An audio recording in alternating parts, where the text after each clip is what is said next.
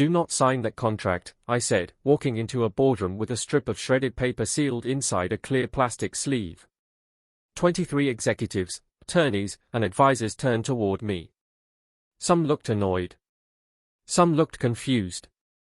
At least 6 of them had passed me in the hallway that morning without making eye contact. One man near the windows glanced at my navy cardigan, my scuffed flats, and the employee badge clipped to my waistband, then looked toward the door as though he expected the person with real authority to enter behind me. No one did. I was the person standing between Caldwell Meridian Technologies and a $200 million mistake, even if nobody in that room understood it yet. At the head of the glass table stood Ethan Caldwell, 36 years old, Chief Executive Officer of one of the largest technology and logistics companies in the country. He was tall, controlled, and so precise that even the silence around him seemed organized. His charcoal suit fit him perfectly. His dark hair was neat. His hand rested beside a black fountain pen and the contract waiting for his signature. The pen had not touched the paper. Not yet. Natalie Brooks, he said. I had worked 6 floors below him for 3 years. It was the first time I had heard him say my name. You have 10 seconds to explain why you interrupted this meeting. My hands were shaking, so I held the evidence sleeve more tightly. The agreement on this table is not the version your legal team approved. A few people laughed under their breath. Daniel Price, Senior Vice President of Corporate Strategy, leaned back in his chair and gave me the patient smile powerful men used when they believed a woman had confused courage with permission. How would a workplace services coordinator know that? He asked. My title sounded smaller when he said it. Workplace Services Coordinator. The person who reserved conference rooms, ordered printer paper, replaced dead batteries in presentation remotes, and found vegetarian lunches after executives forgot to mention that several guests did not eat meat. It was the kind of job people noticed only when something went wrong. I raised the evidence sleeve. A fragment of the company's red legal seal crossed the strip inside it. Because this came from the approved agreement. The laughter stopped. Ethan's gaze moved from my face to the paper. Where did you find it? It was protruding from a clear recycling bag outside records management. The custodial team had set the bag aside because the document carried a legal seal. The original agreement was reported missing 12 minutes ago, he said. It was not misplaced, I replied. Someone destroyed it. The room changed. No one shouted. No alarms sounded. But shoulders stiffened. Phones disappeared beneath the table. Eyes that had dismissed me seconds earlier began measuring me. That was the advantage of being overlooked. People spoke freely around you. They left doors open. They assumed you were carrying coffee instead of information. Ethan extended his hand. Bring it to me. I walked the length of the boardroom. The air conditioning was set so low that my skin tightened beneath my sleeves. Manhattan spread beyond the floor-to-ceiling windows, bright and distant, as though the city had been placed there to remind everyone how high they had climbed. My shoes made almost no sound against the polished floor. Daniel's did when he shifted in his seat. Ethan accepted the sleeve without touching my fingers. His restraint was exact. Everything about him was exact. The seal appears on thousands of company documents, Daniel said. It proves nothing. Then the numbers will, I replied. I opened the folder beneath my arm and placed 2 pages beside Ethan's pen. One was a copy of the approved language that had remained in the secure print archive. The other was the version waiting for his signature. Section 14, I said. The approved cost adjustment was capped at 3.5%. This version allows the vendor to increase rates by as much as 11% during the first year. Ethan read the lines once. Then again. The muscles along his jaw tightened. Who authorized this revision? No one answered. The labor protections changed too, I continued. The approved agreement protected 18 regional distribution centers from immediate staffing reductions. That language is gone. Vanessa Hart, the chief operating officer, closed her leather portfolio. This is highly irregular. Security should remove her while legal reviews the documents. Security is already holding the wrong person, I said. Her eyes sharpened. Explain. Ryan Mitchell. The intern whose badge opened records management on Wednesday night. Ethan looked at me. Really looked at me. Not at my badge. Not at my clothes. Not at the space my body occupied beside his expensive table. At me. You believe he was framed? I know he was. Daniel gave a small, humorless laugh. Based on what? I turned toward the wall monitor where security footage had been frozen on the image of a hooded figure entering records management. Play it again. No one moved until Ethan said, "Do it." The footage began. The figure approached the scanner. A badge flashed green. The door opened. Pause. The image froze. I pointed toward the hand holding the badge. Ryan is left-handed. He signs delivery logs with his left hand. He eats with his left hand. Last week, he spilled coffee on a supply request because he reached across the page with his left hand. The person in this recording used the right hand without hesitation. Vanessa studied the monitor. That is circumstantial. So is a missing badge being used by someone whose face we cannot see? Why do you care? Daniel asked. His voice was softer than before. More dangerous because of it. I thought of Ryan downstairs, 23 years old, probably sitting beneath fluorescent lights while people with titles decided what kind of person he was. I thought of how often blame traveled downward because power rarely volunteered to carry its own weight. Because the person with the least power is usually the easiest person to accuse. Silence settled over the table.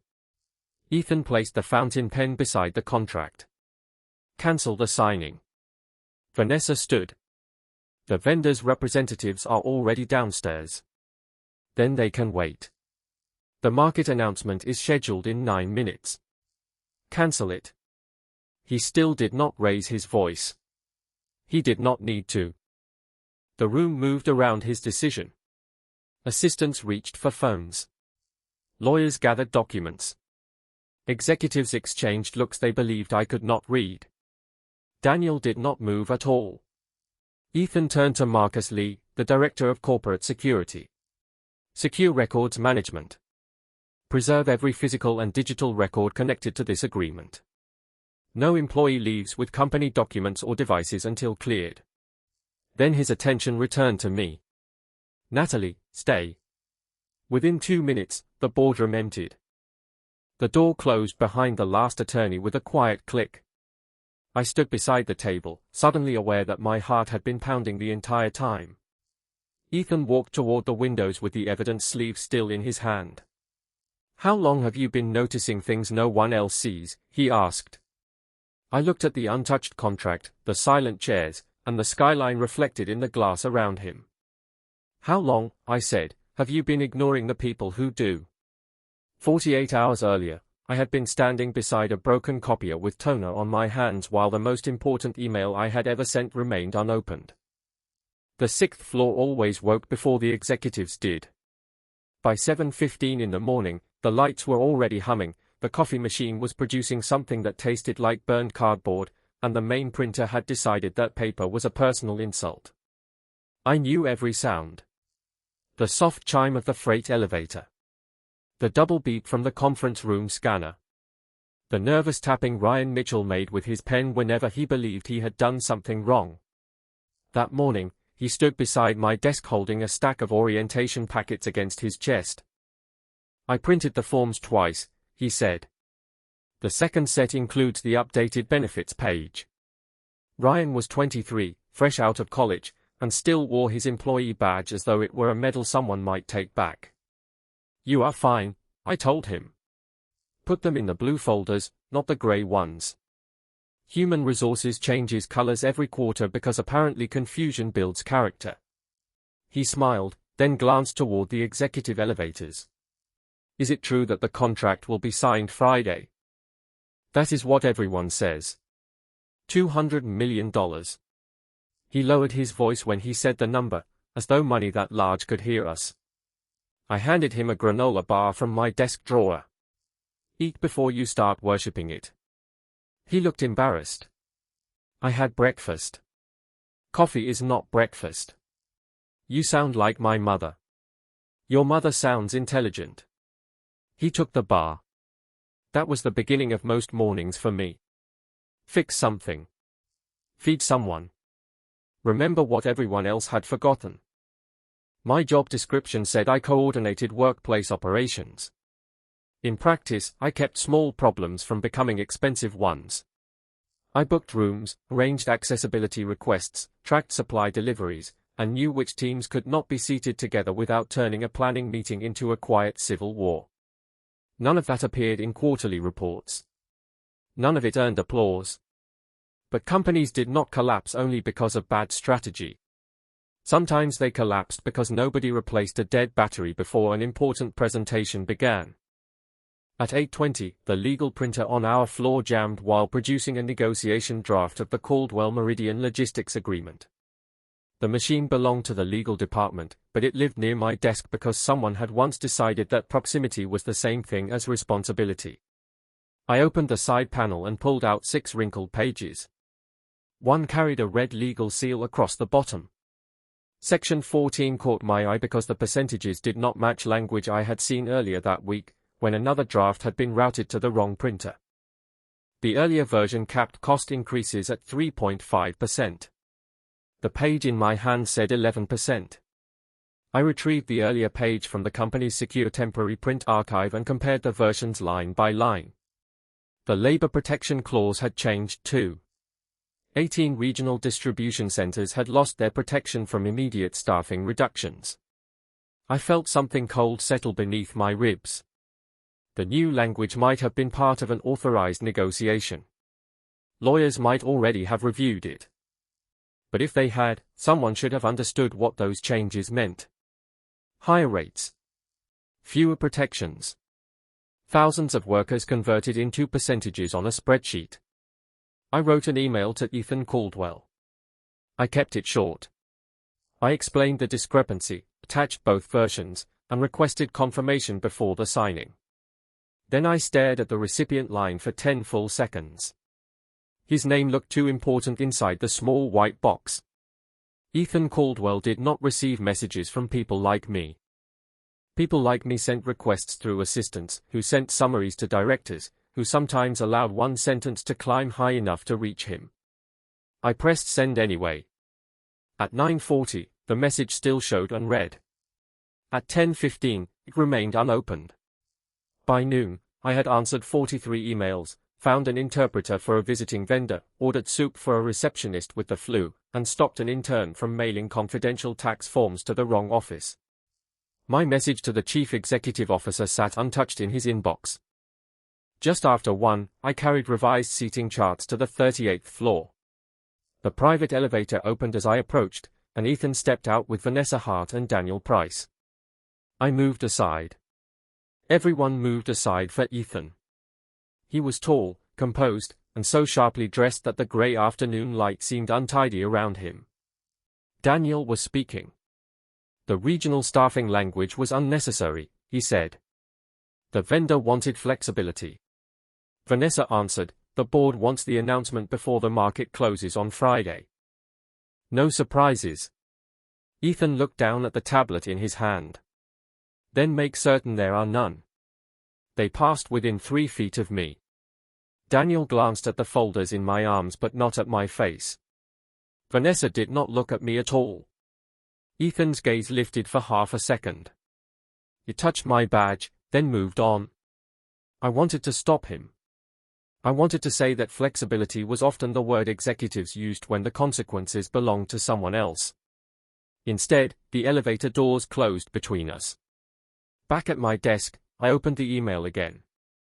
Still unread. I started a second message. This one was less careful. I wrote that 18 distribution centers represented more than numbers. I wrote that the revised agreement could affect families in Ohio, Pennsylvania, Georgia, and Texas. I wrote that no contract was successful if the people carrying it were treated as disposable. Then I read the message twice and deleted it. Courage was easier in theory than it was when rent was due in 9 days. At 5:30, the floor emptied. By 6, the city outside the windows had turned silver and blue. Ryan stayed late to assemble packets for Monday's new employees. I ordered sandwiches from the deli downstairs and made him take one. "You do not have to stay," I said. "I want to finish." Ambition is admirable. Passing out on company carpet creates paperwork. He laughed and reached for his employee badge to enter the copy room. His hand stopped at his belt. "That is strange." "What?" "My badge is gone." He checked his pockets, his backpack, and the floor beneath the table. I helped him search under chairs and behind the printer. "Nothing." "When did you last use it?" I asked. "After lunch. I went into records management to deliver the vendor binders." His face tightened. "Am I going to be fired?" "No. You are going to report it. Security will think I was careless." "You were careless." "That is different from being dishonest." I called the security desk and reported the missing badge. The officer told us that he would deactivate it immediately. Ryan thanked me twice before leaving for the subway. I watched him disappear into the elevator, still worried, still apologizing for a mistake that should have ended with a replacement card. At 7:42, the scanner outside records management turned green. I did not see it happen. No one on the 6th floor did. But somewhere inside the building, a door opened with Ryan Mitchell's name attached to it, and someone powerful stepped through. By the time I finished explaining the missing badge to Ethan on Friday, the city outside the boardroom windows had turned the color of steel. He stood with his back to Manhattan, the strip of contract still sealed inside the evidence sleeve, and for several seconds he said nothing. Silence behaved differently around him. With most people, silence meant uncertainty. With Ethan Caldwell, it felt like a decision being built. "You reported the badge missing at 6:12 Wednesday evening," he said. "Security said that it would be deactivated immediately. But a credential connected to Ryan opened records management at 7:42. "Yes." His eyes narrowed.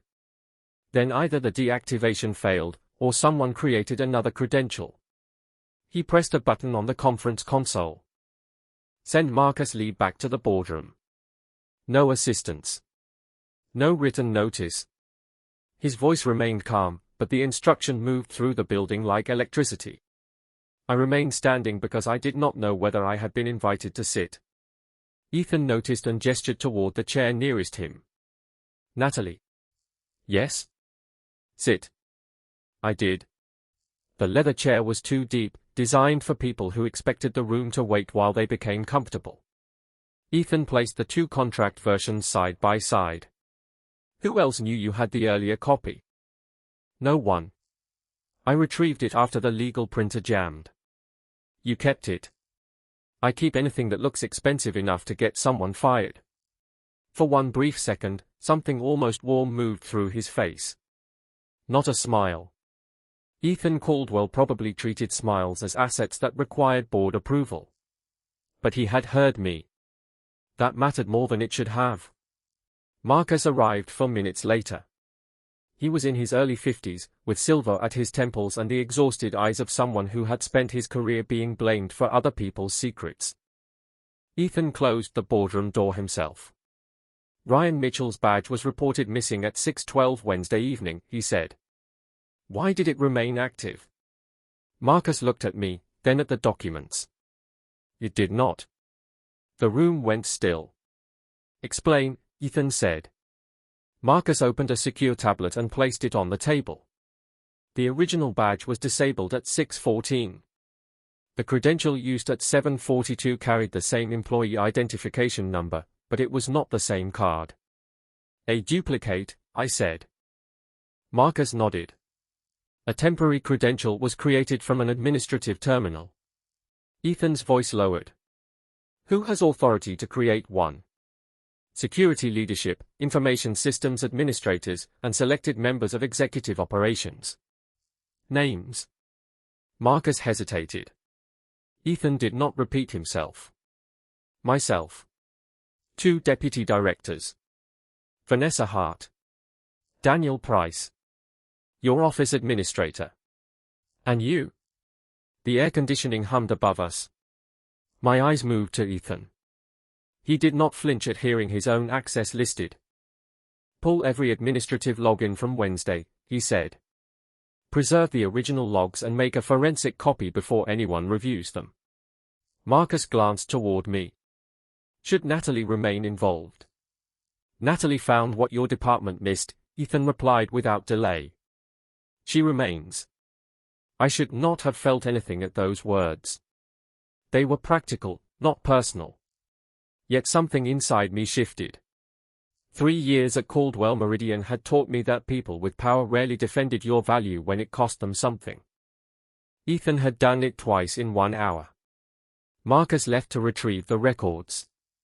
Ethan gathered the contract pages. We're going downstairs. To security? To the people you said we have been ignoring. The private elevator opened directly into the executive corridor. I had passed it hundreds of times but had never stepped inside. Ethan used his keycard, entered a code, and selected the loading level. The elevator descended without a sound. Our reflections floated in the dark glass, him in a tailored suit, me in a cardigan with toner still caught beneath one thumbnail. You were right, he said. I looked at him. About what? I did not read your email. I know. My office receives more than 900 messages a day. That does not make mine less important. His jaw tightened, but he nodded. No? It does not. The doors opened onto the loading dock, where the air smelled like cardboard, diesel, and cold concrete. Men and women in reflective vests moved pallets across painted lines. Several stopped when they recognized Ethan. He noticed them noticing him. Do they always do that? He asked. Stop working when you appear? They are trying to decide whether they are in trouble. He looked around. Are they? People at the bottom usually assume that the answer is yes. Leon Foster, the overnight loading supervisor, had been asked to remain after his shift. He remembered an unscheduled black sedan entering the service lane at 8:12 on Wednesday. A private driver, Leon said. The vehicle did not use the vendor entrance. Someone from upstairs authorized it. Who? Ethan asked. Leon shifted his weight. His eyes moved toward the ceiling, as though the executive floors could hear through concrete. I stepped closer. Leon, you are not making an accusation. You are telling us what you observed. He looked at me, not Ethan. Daniel Price came down in the private elevator. He carried a brown leather case. He left 6 minutes later. Ethan's expression became unreadable. Was he alone? Yes. Did you log the vehicle? I did. The digital record disappeared before my shift ended. We continued to the security desk, then the mail room, then the custodial office near the freight elevators. Ethan followed while I asked questions. I knew which names to use. I knew who needed reassurance before speaking. He watched me the way he had watched the altered contract, as though I contained information written in a language he had never learned. Maria Alvarez had been called back after completing her overnight custodial shift. She sat beside her cleaning cart with a cup of cinnamon tea warming her hands. She had worked in the building for 13 years. Ethan introduced himself. Maria looked at him with polite disbelief. I know who you are, she said. I covered a smile with my hand. He accepted the correction. Maria remembered finding clear bags of shredded paper outside records management. She had noticed the red legal seals and moved the bags into locked custodial storage rather than sending them for disposal. Natalie told us last year not to destroy sealed documents until legal approved them, she said. Ethan looked at me. Why? A tax document was discarded during an office move. It took 6 weeks to reconstruct. Maria led us to a locked storage room. 3 clear bags waited beneath evidence tags. One had a small opening near the top, where I had removed the strip that I carried into the boardroom. The remaining pieces were still inside. Red seals appeared across dozens of narrow fragments. Enough remained to reconstruct the approved agreement. Enough to prove that its destruction had been intentional. For the first time that day, I believed that we might actually win. Then Ethan's phone rang. He listened without speaking. The warmth left the room before he ended the call. Marcus found the administrative login, he said. Whose profile was used? I asked. His eyes held mine. Yours? For 1 second, the storage room seemed to lose all its air. Maria lowered her tea. Ethan stood beneath the fluorescent light with his phone still in his hand, watching me as though the answer might be written across my face. That is impossible, I said. My voice sounded smaller than I wanted it to. The administrative session was registered to your employee profile at 7:38 Wednesday evening, he replied. For minutes before the temporary credential was created. I was on the 6th floor with Ryan. I know. Then why are you looking at me like that? His expression tightened. Because I need the truth before someone else decides what it is. The words were careful. Too careful. I had spent years listening to executives soften bad news until it sounded like policy. You think I did this? I did not say that. You did not have to. Maria stood slowly. Natalie was here Thursday morning asking about the recycling schedule. She did not know about the shredded documents until today. Ethan looked at her. I believe you. Do you? I asked. He turned toward me. There was no anger in his face. That almost made it worse. Anger would have meant certainty. What I saw was calculation. Risk. The quiet arithmetic of a man deciding how much trust he could afford. His phone rang again. This time, he stepped into the hallway to answer it. Through the open door, I heard only fragments. Board counsel. Internal investigation. Market exposure. When he returned, Marcus stood beside him with 2 members of corporate compliance. They were polite. People were always polite when they were about to take something from you. Natalie, Marcus said, we need your employee badge, company phone, and laptop while the forensic review is conducted. I looked at Ethan. You are allowing this. The board has opened a formal investigation. That was not my question. His eyes held mine. I cannot direct an investigation in which my own authorization credentials may have been compromised. It was a reasonable sentence. I hated him for how reasonable it sounded. You stopped a $200 million signing with one command, I said. Now process is suddenly stronger than you are. I unclipped my badge. The plastic card was warm from resting against my body all day. 3 years of elevator doors, supply rooms, late nights, and small emergencies had been reduced to a rectangle in my palm. I handed it to Marcus. Then I surrendered my phone and the laptop I had carried through snowstorms, weekend orientations, and more unpaid lunches than I could count. Compliance asked me to wait in a conference room while they secured my desk. Ethan followed me as far as the elevator. The suspension is temporary, he said. Temporary humiliation is still humiliation.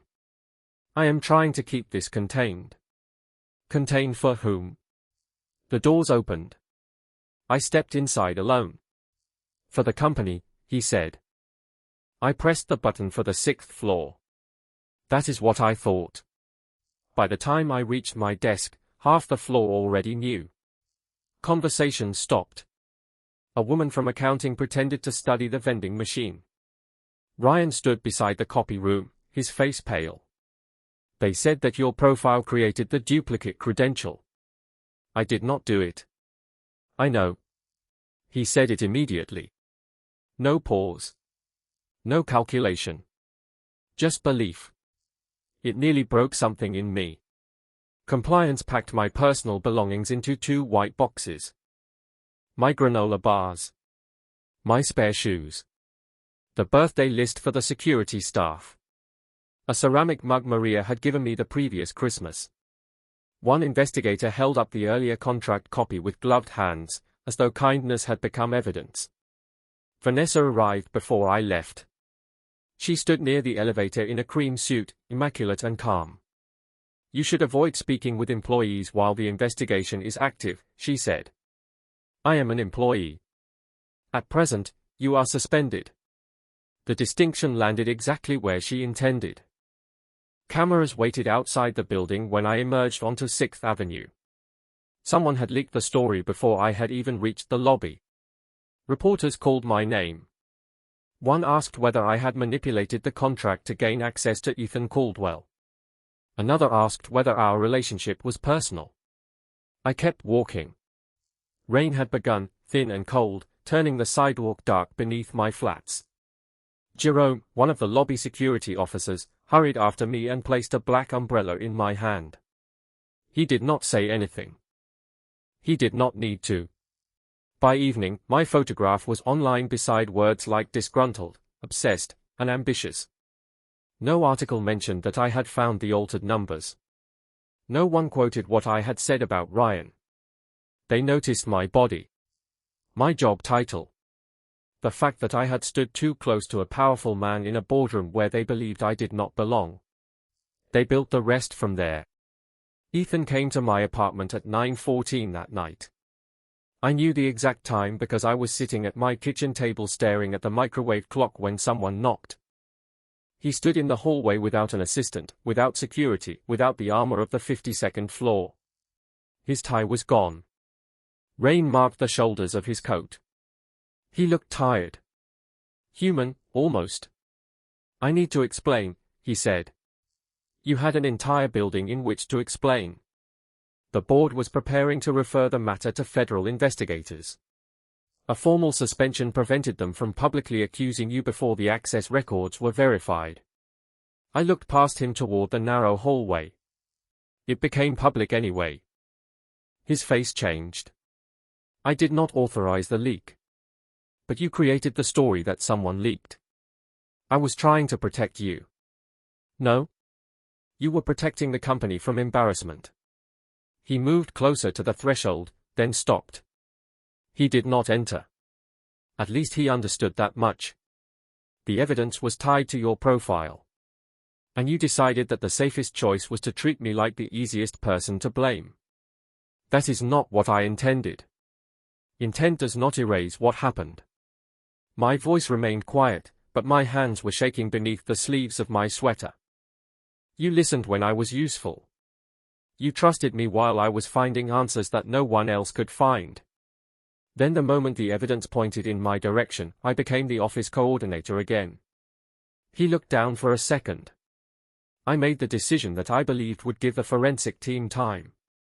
You made the decision that protected your authority. What should I have done? Known me. The hallway went silent. Somewhere downstairs, the door closed. Ethan looked at me with an expression I had not seen before. Not control. Regret. "I do know you," he said. "No? You were beginning to." I closed the door before he could answer. What I did not know then was that Ethan returned to Caldwell Meridian after midnight. I learned the details the following morning. Marcus was still in the security office, reviewing access records line by line. At 1:23 in the morning, they found the inconsistency. My employee profile had been attached to the temporary credential, but my password and security key had never been used. An executive override token had impersonated my session on a shared workplace services terminal. Only 3 executive terminals could issue that token: Vanessa's office, Daniel's office, and Ethan's private office on the 52nd floor. Ethan and Marcus then reviewed the local audit log from the offline electronic lock on Ethan's office. At 7:36 Wednesday evening, 2 minutes before my profile was used, someone had entered his office with a master credential. The executive corridor camera feed flickered, then went black for exactly 11 minutes. At 6:40 the next morning, Ethan called me from a number I did not recognize. I almost allowed the call to go to voicemail. Almost. "Natalie," he said when I answered, and the exhaustion in his voice erased the polished distance he usually carried. Someone entered my office, used an executive override token, and attached the temporary credential to your employee profile. Your password and security key were never used. I sat up on my couch, still wearing the sweater from the night before. The television glowed silently across the room, frozen on a news photograph of me leaving Caldwell Meridian beneath Jerome's black umbrella. Who entered your office? I asked. We do not know yet. The corridor camera was disabled for 11 minutes. Then you still do not have the truth. No. But I know that you did not create the credential. The words should have felt like relief. Instead, they arrived one day too late. Ryan is still suspended, I said. Ethan paused. Yes. Then proving that I am innocent is not enough. I know. Do you? My voice was quiet. Someone chose two people with the least authority in the building and built the entire lie around us. Come back, he said. Not for me. For the investigation. I looked at the white boxes beside my kitchen table. My employee badge was gone, but the handwritten birthday list for the security staff rested on top. Maria's ceramic mug sat wrapped in newspaper. Small pieces of a life the company had packed away in less than 20 minutes. I am not coming back because you asked, I told him. I am coming back because Ryan deserves his name. Understood? I believe the evidence, Ethan. I do not yet believe you. He was silent for a moment. I understand that too. And I am not entering through the service door. The front entrance will be open. By 8:15 on Saturday morning, reporters were already waiting outside the building. Marcus met me in the lobby and escorted me through the main security gate without asking for a badge. People stared. Some looked guilty. Others looked disappointed that I had returned before they could finish deciding who I was. Ethan waited in a small conference room on the 6th floor. Not the executive boardroom. My floor. 2 paper cups of coffee sat on the table. He had remembered that I took mine with cream and no sugar. I did not thank him. Not yet. Marcus displayed the security timeline on a monitor. The person who entered Ethan's office used a master credential assigned to executive operations, he explained. The central record was deleted, but the office uses an offline electronic lock with a local audit log that cannot be erased remotely. Who knew about the local log? I asked. Very few people. Daniel? Ethan asked. Marcus nodded. And Vanessa? The door opened. Maria entered first, wearing her grey work uniform and carrying a sealed envelope. Leon followed in his reflective vest. Ryan came last, pale but standing straighter than the previous day. They looked uncomfortable inside the conference room, as though the chairs might reject them. I stood. You are supposed to be at home, I told Ryan. So are you, he answered. Fair enough. Maria placed the envelope on the table. Inside was a handwritten cleaning log. At 7:34 Wednesday evening, she had been working in the executive corridor. At 7:35, Daniel asked her to leave the floor because of a confidential meeting. No meeting appeared on the company calendar. Leon produced a photograph of the loading dock vehicle log that he had taken before the digital record disappeared.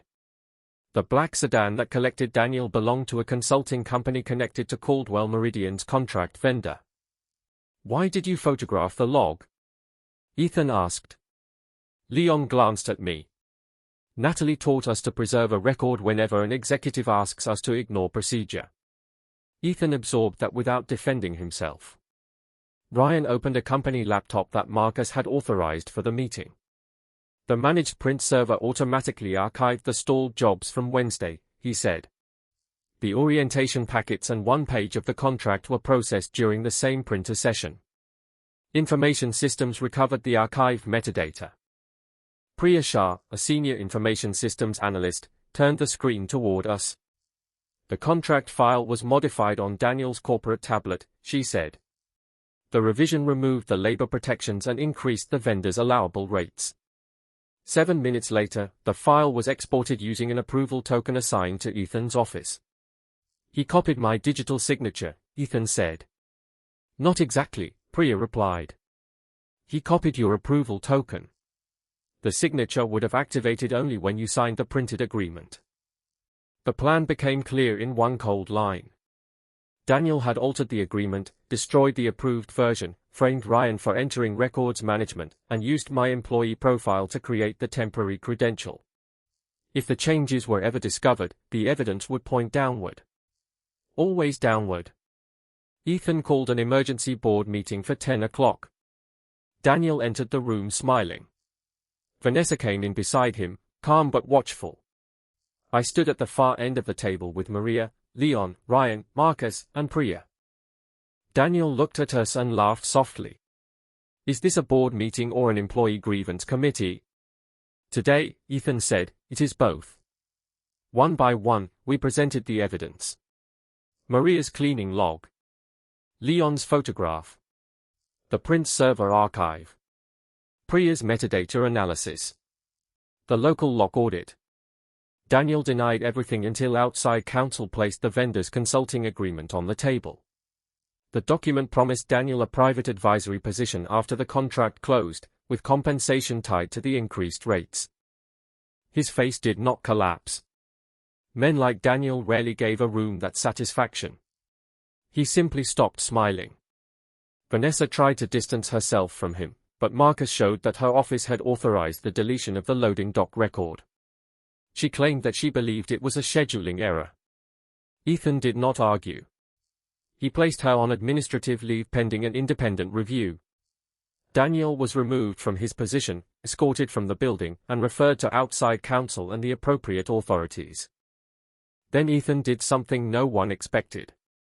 He turned toward the board and said, "This happened because we created a culture where titles were treated as credibility and ordinary employees were treated as background. That failure belongs to me." No executive in that room had ever spoken about failure as though it could travel upward. Ethan continued. The altered agreement would not be signed. The approved version would not be signed either. Caldwell Meridian would return to negotiations and restore every labor protection, even if the delay affected the company's stock price. Several board members protested. Ethan allowed them to finish. Then he said, "A profitable agreement that depends on making our people disposable is not a successful agreement." By noon, Ryan's suspension had been removed. Mine had been erased from the record. Reporters filled the lobby again, but this time Ethan stood before them. He did not describe me as loyal. He did not call me brave in the careful way powerful men praised women without sharing power. He said my full name. He named Maria, Leon, Ryan, and Priya. Then he looked directly into the cameras. Natalie Brooks did not save a contract, he said. She saved this company from becoming something unworthy of saving. I watched from behind the glass doors. His statement had not repaired everything. Trust was not a switch that he could turn on with the right sentence. But for the first time, Ethan Caldwell had chosen people when choosing them cost him something, and I wondered whether the man who had failed me might still become a man worthy of a second chance. 3 weeks after the board meeting, my employee badge opened the private elevator for the first time. I stood before the polished doors on the 6th floor and watched the small green light appear beneath my name. Natalie Brooks. No longer suspended. No longer hidden inside a rumor someone else had written. Ethan had asked me to meet him at 8 o'clock on Monday morning, but he had not said why. The elevator carried me upward in complete silence. For years, I had imagined the executive floors as another country, one where the air smelled better and every problem arrived already printed on expensive paper. The truth was less impressive. The carpet was softer. The windows were taller. The coffee was still terrible. Ethan waited inside his office with a folder on the desk and 2 cups near the window. He wore a dark blue suit, but his tie was slightly uneven. I noticed because I had learned that control showed itself most clearly in the places where it slipped. "Cream, no sugar," he said, offering me one of the cups. "You remembered." "I have been trying to remember more." I accepted the coffee but remained standing. Trust did not return because a man learned how I drank it. Ethan understood. He did not ask me to sit. The board has approved the creation of a new position, he said. Director of Employee Operations and Culture. I looked at the folder without touching it. What authority does it have? The proposal includes a salary increase, an executive-level office, and direct access to senior leadership. Direct access is not authority. He paused. Explain. Does the position control a department budget? Not independently. Does it have a vote on workforce decisions? No. Can it pause a regional closure or challenge a labor policy before approval? It can make recommendations. I placed the coffee on his desk. Then it is decoration. His eyes narrowed, not with anger, but concentration. Most people would consider this a significant promotion. Most people did not watch this company nearly blame an intern for misconduct committed by an executive. The words remained between us. Ethan closed the folder. What would make the position real? I had prepared my answer before entering the elevator. An independent department budget. A permanent voting seat on the Executive Workforce Committee. Reporting access to the Board Ethics Committee. Authority to delay a workforce decision for 72 hours when the employee impact has not been studied. A formal protection process for interns, contractors, custodial staff, and hourly employees who report misconduct. That is not a promotion, he said. That is structural reform. Exactly. For several seconds, the only sound was traffic far below us. Then Ethan reached for a pen. Anything else? Yes. I do not want the job handed to me. He looked up. You earned it. Then let the company prove that. Publish the qualifications. Open the search. Interview internal and external candidates. Choose the best person. And if that person is not you, then you will still have created something useful instead of using a title to repair your guilt. He absorbed the sentence without defending himself. That was new. Agreed, he said. The selection process took 6 weeks. I submitted an application like everyone else. I had completed a bachelor's degree in organizational leadership through evening classes, and I had spent 3 years coordinating workplace operations across multiple departments, even when my title had not reflected the responsibility. I prepared a presentation on employee retention, ethical reporting systems, and the hidden cost of treating support staff as replaceable. The interview panel included 2 board members, the chief people officer, an outside labor specialist, Maria Alvarez, and Leon Foster. Ethan did not attend. He had finally learned that stepping back could be a form of respect. I received the offer on a Thursday afternoon while replacing a broken label printer on the 6th floor. The message came from the Independent Hiring Committee. Director of Employee Operations and Culture. Full budget authority. Independent access to the Board Ethics Committee. A permanent vote on the Executive Workforce Committee. I read the message twice. Then Ryan appeared beside my desk with a paper bag from the deli downstairs. You got it, he said.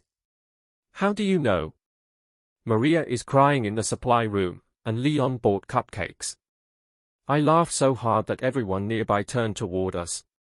For once, I did not mind being noticed. My new office was on the 38th floor, halfway between the people who made decisions and the people who lived with them. I chose it deliberately. Ethan offered me space on the executive level. I refused. You could have a better view, he said.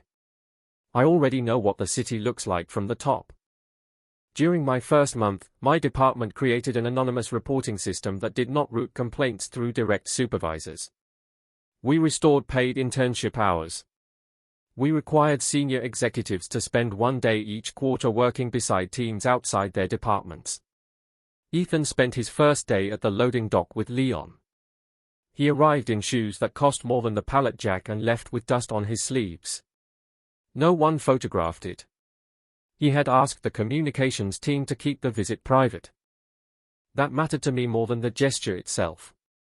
He began eating lunch in the employee cafeteria once a week. At first, conversation stopped when he entered. By the 4th week, Maria told him that he was blocking the napkin dispenser. By the 6th, Ryan asked him to pass the ketchup without nearly dropping his tray. Change did not arrive as a speech. It arrived through repetition. A door held open. A name remembered. A question asked before a decision was made. Ethan and I worked together often, but he never mentioned the night outside my apartment. He did not ask me to forgive him. He allowed his actions to continue speaking after his apology ended. For months after the contract crisis, he came to my office at 6:30 in the evening. Most of the floor had gone home. Sunset turned the windows gold behind him. He carried 2 cups, even though he knew that I stopped drinking caffeine after 5. One of those had better be hot chocolate, I said. One is. And the other? Coffee. I am still learning. He placed the chocolate on my desk. Then he stood there, Ethan Caldwell, a man who could make board members reconsider entire budgets with one sentence, looking almost uncertain. Would you have dinner with me? He asked. For work? No, as the chief executive officer of this company. No, then who is asking? He considered the question. A man who noticed you too late and would like the chance to know you properly. I let the silence last. Not to punish him. To remind both of us that my answer belonged entirely to me. Before I answer, there is one more issue. He nodded. The reporting relationship. My department reports operationally to the chief people officer and independently to the board ethics committee, I said. But you are still the chief executive officer. I have already spoken with the chair of the ethics committee. If you agree to dinner, we will disclose it formally before we go. I will remove myself from every decision involving your compensation, performance review, department budget, or future promotion. You planned for me to say yes. I prepared for the possibility. That sounds more like you. A trace of warmth reached his face. Is that a yes? I allowed him to wait a few more seconds. Dinner, I said. Nothing more. Relief softened his expression. Dinner is enough. We signed the disclosure forms before leaving the building. Ethan did not send a car. He did not reserve a private dining room. We walked 6 blocks to a small Italian restaurant near Bryant Park, where the tables were too close together and the bread arrived warm. He asked about my mother, my first job, and why I kept granola bars in every drawer I owned. I asked when he had last taken a day off without checking his phone. He could not remember. For 2 hours, no one called him by his title. No one asked me to fix anything. We were simply 2 people learning the difference between attention and understanding. When we stepped outside, Manhattan glowed around us, loud, restless, and impossible to control. Ethan did not reach for my hand. He waited. I closed the distance myself. Everyone had spent years noticing how much space I occupied. Ethan became the first man who understood how much of the world I had been holding together.